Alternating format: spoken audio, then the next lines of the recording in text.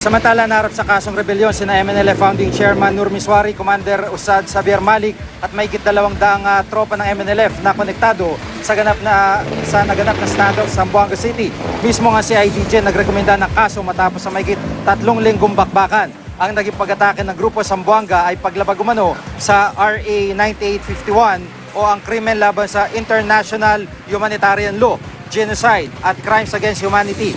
Naunang sinumpahan si Malik at ang kanyang tropa matapos ang pag-atake, pero isinama na rin si Miswari dahil siya ang pinuno ng paksyon.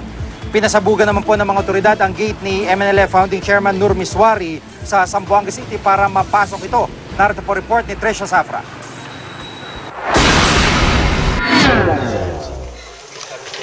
Sinalakay ng mga otoridad ang bahay ni MNLF Founding Chairman Nur Miswari kanina sa Barangay San Roque, Zamboanga City.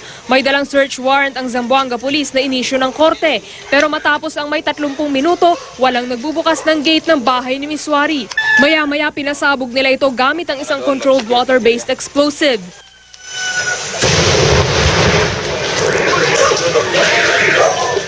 Wasak ang gitnang bahagi ng gate.